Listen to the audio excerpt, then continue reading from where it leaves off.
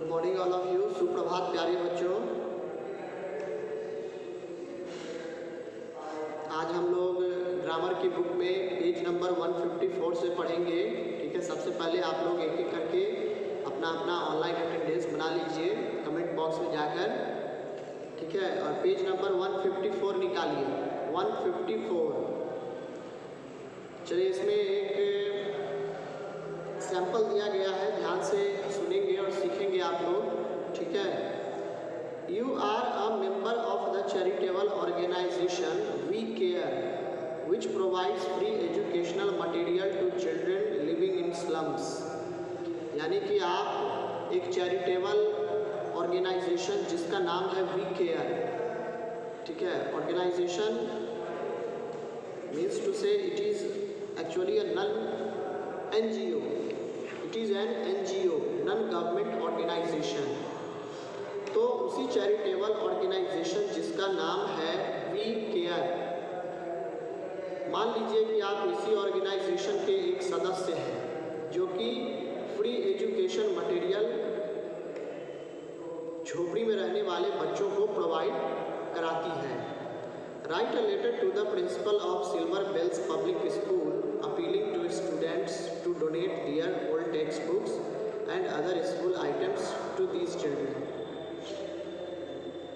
Silver Bells Public School के principal के पास आपको एक लेटर लिखना है, appealing to students to donate their old text books and other school items to these children.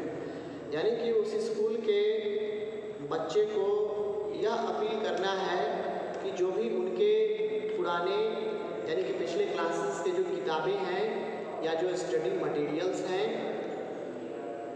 School items, ये बच्चों को दान में दे देने के लिए, डोनेट कर देने के लिए, गरीब बच्चों के लिए। तो आइए देखते हैं इस लेटर को कैसे लिखा जाता है। वी केयर ये उस ऑर्गेनाइजेशन का, उस NGO का नाम है। ठीक है, इसका एड्रेस है 9 MG रोड, न्यू दिल्ली। और डेट फिर देखिए, उसके बाद ये आपका एड्रेस है जहाँ से आप लिख रहे हैं।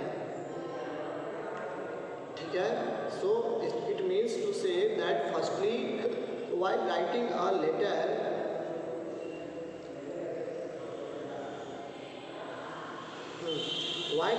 letter one should write the address first। ठीक है, ये यानी कि सबसे पहले अपना एड्रेस लिखना है। अगर ऑर्गेनाइजेशन का नाम है, अगर किसी कंपनी से आप लिख रहे हैं तो पहले कंपनी का नाम, फिर उसका एड्रेस, फिर उसके नीचे एक लाइन छोड़कर डेट 30 मई 2019। ठीक है, फिर एक लाइन नीचे से द प्रिंसिपल, जिन्हें आप लेटर लिख रहे हैं, जो कि आप सिल्वर बेल्स पब्लिक स्कूल के प्रिंसिपल के पास आप ये लेटर लिख रहे हैं, तो आप यहाँ पर द प्रिंसिपल लिखेंगे, द प्रिंसिपल। फिर उसके बाद स्कूल का नाम सिल्वर बेल्स पब्लिक स्कूल, और उसके नीचे में उस स्कूल का लोकेशन कहाँ पर है। ठीक है, उसके बाद एक लाइन नीचे में लिखेंगे सब्जेक्ट। सब्जेक्ट यानी जिस चीज़ से संबंधित आप लेटर लिख रहे हैं वही सब्जेक्ट होना चाहिए। Appeal to students to donate material for slum children. झुग्गी झोपड़ी में रहने वाले बच्चों के लिए स्टूडेंट से अपील की जा रही है कि कुछ स्टडी मटेरियल, पुराने बुक्स या नोटबुक्स वगैरह है तो वो डोनेट कर दीजिए। चलिए, तो आइए देखते हैं। Now dear madam, this is called salutation. Salutation मतलब एक तरह से ग्रीट करना। उसके बाद अब बॉडी शुरू होता है। कल मैंने आपको बताया था कि जो बॉडी होना चाहिए वो मैक्सिमम 3 पैराग्राफ में होना चाहिए। पहला पैराग्राफ छोटा, फिर दूसरा थोड़ा सा बड़ा होना चाहिए, और तीसरा फिर छोटा। तो आइए देखते हैं। We Care is a charitable organisation working to provide education to children living in slums. We Care एक संस्था है जो कि गरीब बच्चों को, जो बच्चे झुग्गी झोपड़ी में रहते हैं, उनको एजुकेशन प्रोवाइड कराती है। We run many schools in slum areas throughout the city. पूरे शहर में स्लम एरियाज़ में जहाँ पर झुग्गी झोपड़ी वाले बहुत ज़्यादा होते हैं, तो वहीं पर हम लोग स्कूल चलाते हैं, गरीब बच्चों को पढ़ाया लिखाया जाता है। Our members visit these schools to teach young children and distribute free books, stationery and clothes. हमारे मेंबर्स, इस संस्था में काम करने वाले लोग इन स्कूल्स पर जा कर के बच्चों को पढ़ाते हैं and distribute free books, stationery and clothes. और फ्री बुक्स मतलब कि फ्री की किताब, बच्चों को किताबें फ्री में दी जाती है। स्टेशनरी जैसे कि कोई स्टेशनरी आइटम हो सकता है, पेन, पेंसिल, इरेजर, शार्पनर, ठीक है, just like these. And clothes, और जो गरीब बच्चे होते हैं उनको कपड़े भी प्रदान किए जाते हैं।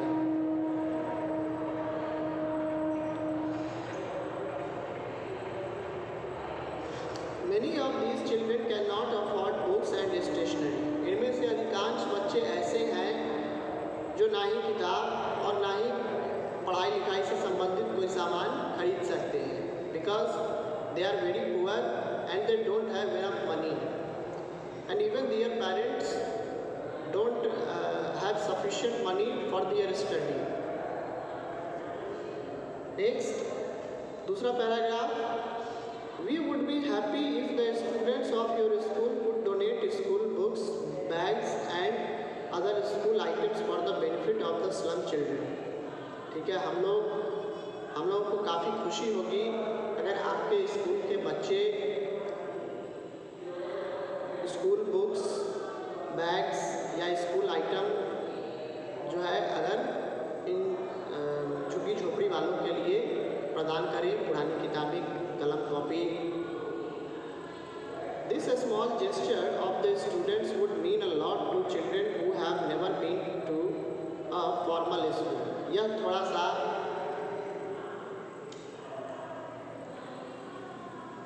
यह कार्य उन बच्चों के लिए बहुत फायदेमंद साबित होगा जो आज तक कभी स्कूल गए ही नहीं। उसके बाद क्लोजिंग पैराग्राफ, या जिसको कंक्लूजन भी कह सकते हैं। We would be grateful if you could arrange to collect these items from your students. हम आभारी होंगे अगर आप इन सारे स्कूल आइटम्स को कलेक्ट करके दें। Our members will visit your school next Saturday. हमारे मेंबर्स आपके स्कूल में अगले सैटरडे को जाएंगे। Thank you, yours faithfully. धन्यवाद, आपका विश्वासी मल्लिका पिल्लई। इस तरह से यह एक लेटर लिखा गया है, ठीक है। इसमें सारा चीज़ मेंशन है, एड्रेस वगैरह सब चीज़ मेंशन है। यहाँ नीचे में उनका जिन्होंने लेटर लिखा है उनका भी यहाँ साइन दिया गया है, ठीक है। चलिए उसके बाद आते हैं, इसमें कुछ राइटिंग वगैरह दिया गया है, ठीक है। तो इसको आप लोग घर पर बनाइएगा।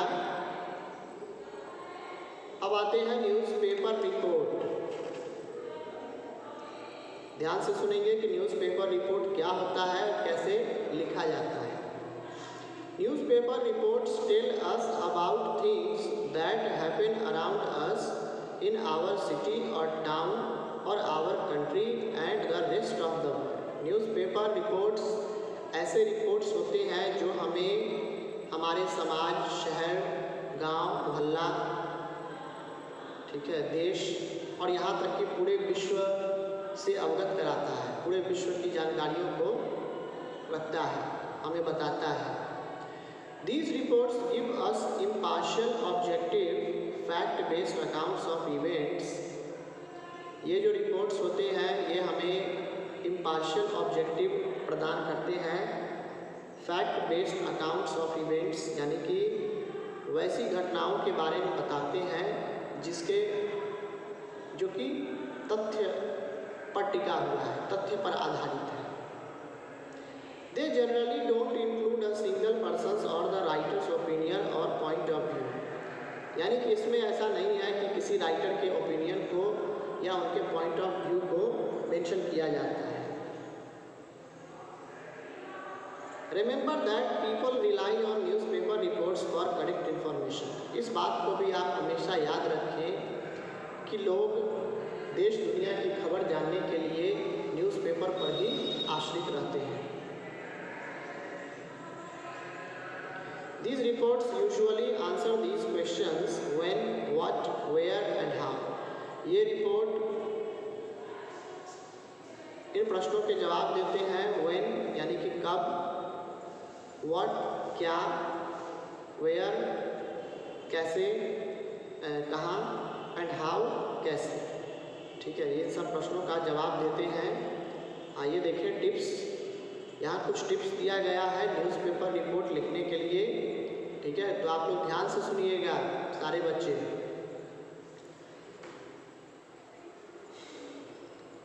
A good newspaper report should have, एक अच्छे न्यूज़पेपर रिपोर्ट में क्या क्या होना चाहिए, तो आइए देखें। पहला है a headline to catch the readers attention, यानी कि एक ऐसा हेडलाइन होना चाहिए किसी भी न्यूज़ का जिसको पढ़ने के बाद रीडर खुद ब खुद उसे पढ़ने के लिए मजबूर हो जाए। ठीक है, कि नहीं अगर ये लाइन है इसका मतलब क्या है, या लाइन ऐसा होना चाहिए, सब्जेक्ट एक ऐसा होना चाहिए जिसको पढ़ने के बाद ही पता चल जाए कि ये पूरा जो रिपोर्ट जो है किस चीज़ के बारे में है। ठीक है, ये होना चाहिए उसका सब्जेक्ट।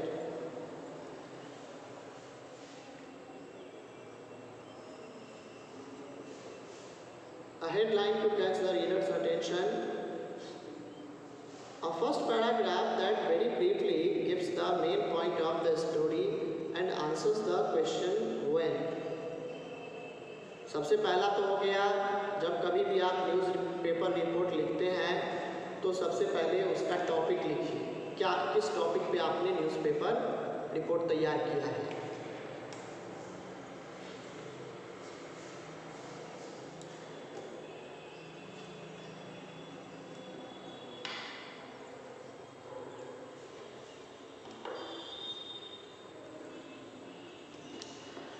हाँ, अब दूसरा है a first paragraph that very briefly gives the main point of the story and answers the question when. पहला पैराग्राफ जो होगा वो ब्रीफली उसमें इंफॉर्मेशन या मेन पॉइंट को हल्का सा डिस्क्राइब करना है।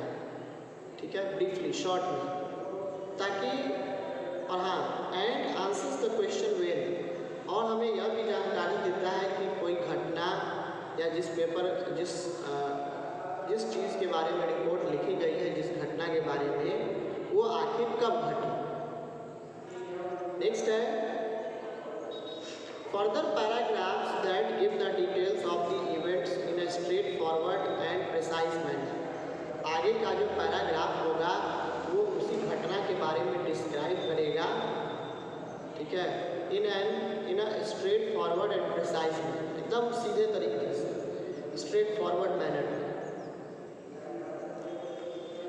References to what people said using either direct speech or reported speech.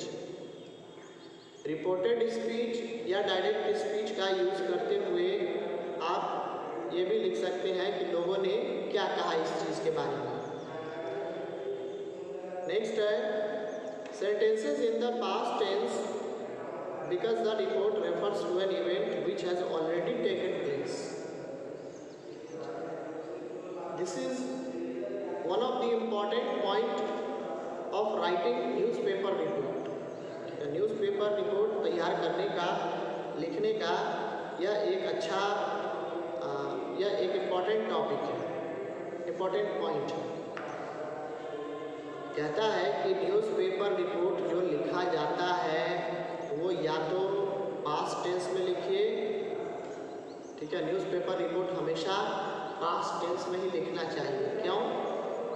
इसके पीछे भी कारण है, क्योंकि जो भी आप रिपोर्ट लिख रहे हैं किसी घटना या किसी इवेंट के बारे में आप लिखते होंगे तो उसमें क्या होता है कि वह घटना पहले ही घट चुकी होती है। रिपोर्ट जो हम तैयार करते हैं किसी ऐसे घटना के बारे में जो पहले ही that has already been taken place, ठीक है, जो पहले ही घट चुकी है। तो वैसी परिस्थिति में क्या करेंगे कि हम जो भी रिपोर्ट में टेंस का यूज़ करेंगे वो हमेशा पास्ट टेंस में ही यूज़ करेंगे।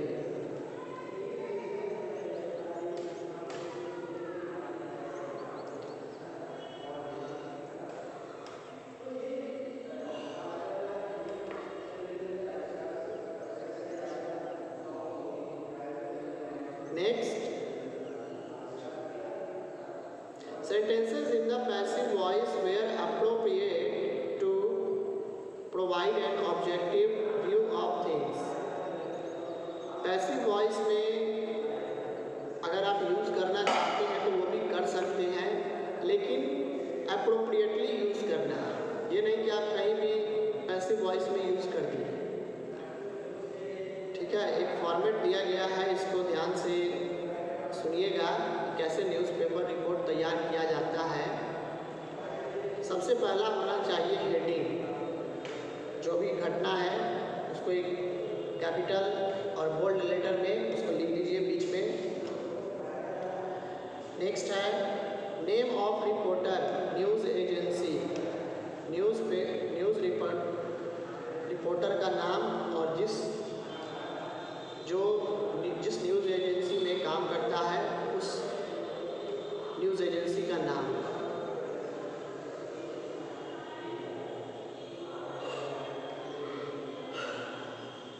उसके बाद है प्लेस, ठीक है, किस घटना पर घटी। नेक्स्ट कॉमा देकर के डेट लिख दीजिए, किस दिन हुआ। Beginning of report, first paragraph. उसके बाद पहले पैराग्राफ को लिखना शुरू कर दीजिए।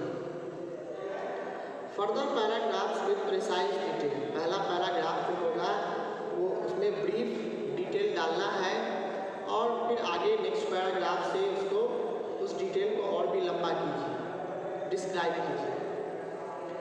Final paragraph, how people have reacted और what they have said about the incident.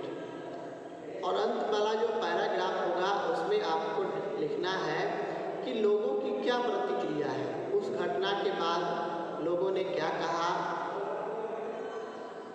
वो कैसी प्रतिक्रिया दिखा रहे हैं, ये सारा चीज़ आप मेंशन कर सकते हैं। What the incident might lead to in the near future and so on. और इस घटना का आगे यानी कि भविष्य में क्या प्रभाव पड़ेगा, ये सारी चीज़ें आपको मेंशन करना है।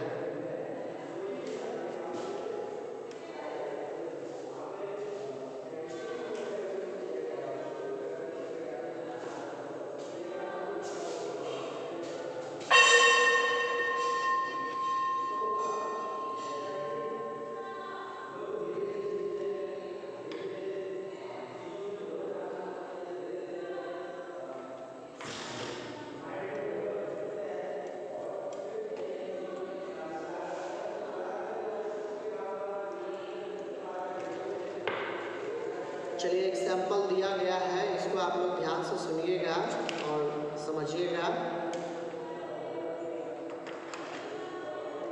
यू आर श्रुति चंद्रन। मान लीजिए आपका नाम श्रुति चंद्रन है। A reporter for sunshine times Mumbai. Mumbai में एक अखबार, एक न्यूज़ एजेंसी है जिसका नाम है सनशाइन टाइम्स। तो उसी में आप एक रिपोर्टर हैं, ठीक है। Write a report on the exhibition of handicrafts held in the city. Handicrafts यानी कि हस्तकला, हाथ से बनाए गए जो सामान होते हैं उसी का एग्जीबिशन होने वाला है सिटी में, शहर में, और आपको उसी के बारे में एक रिपोर्ट तैयार करना है। हैंडीक्राफ्ट्स इन रेजिडेंट्स श्रुति चंद्रन। मुंबई 2 अगस्त, मुंबई में होने वाला हो रहा है, मुंबई में हुआ वो हैंडीक्राफ्ट 2 अगस्त को। A 2-day exhibition of handicrafts was held in the exhibition ground। 2 दिनों की प्रदर्शनी, हस्तकला प्रदर्शनी एग्जीबिशन ग्राउंड में लगाया गया था। It was inaugurated on 1 August by the Minister of Tourism। इसकी शुरुआत टूरिज्म मंत्री, ठीक है, मिस्टर संदीप पाठक ने की 1 अगस्त को। जैसे आप देखते होंगे अपने सोनपुर मेला में जो लगता है, सोनपुर मेला की शुरुआत होती है अभी, ठीक है, तो उसमें कोई नेताजी जाकर के जो फीता उता काटते हैं, उसकी ओपनिंग करते हैं, उसको इनॉग्रेट करते हैं। तो उसी तरह से टूरिज्म मिनिस्टर मिस्टर संदीप पाठक ने 1 अगस्त को इस हैंडीक्राफ्ट्स का जो एग्जीबिशन हो रहा था इसकी शुरुआत की। Dance performances by troops from Nagaland and Assam mark the opening of the event. Assam और नागालैंड के जो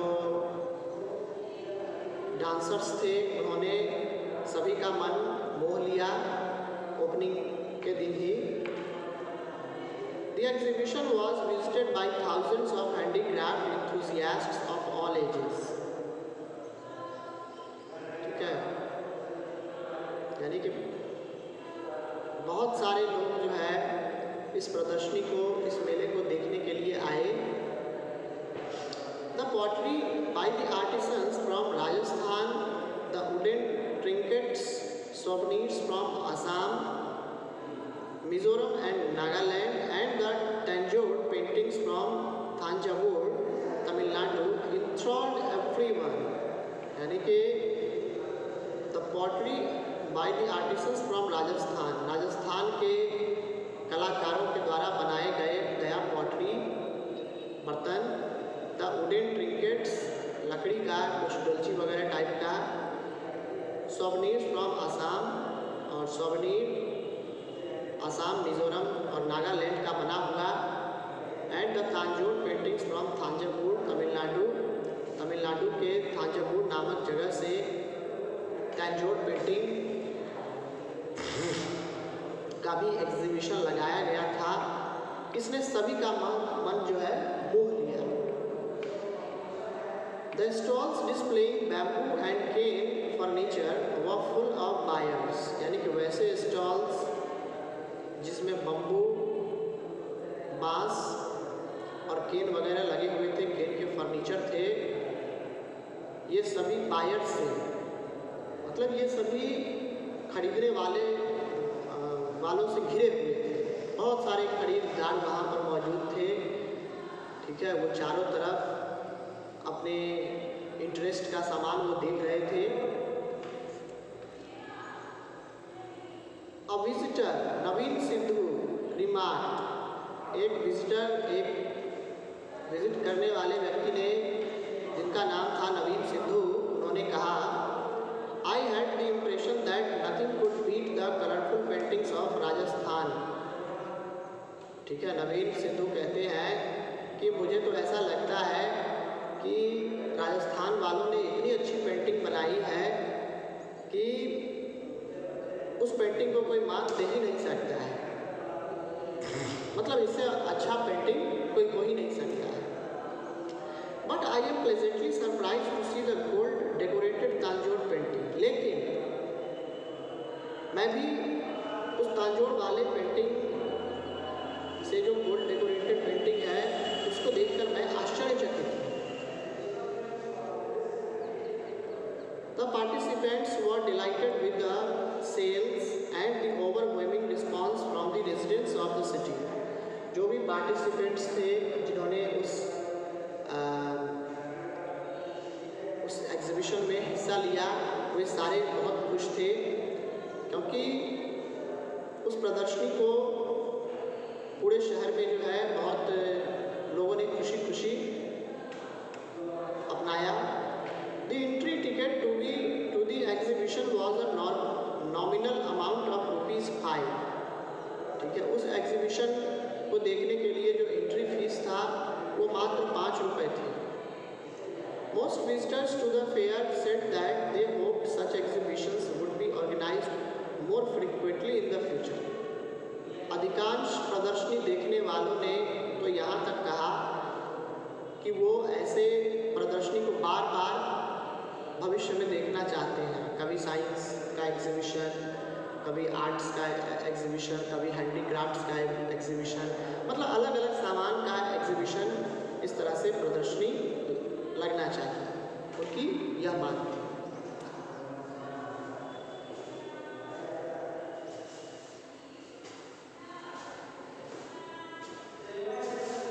चलिए, तो आज के लिए इतना ही। फिर हम लोग आगे नेक्स्ट डे पढ़ेंगे पेज नंबर 158 से स्टोरी राइटिंग। आज के लिए इतना ही। Thanks for watching this video.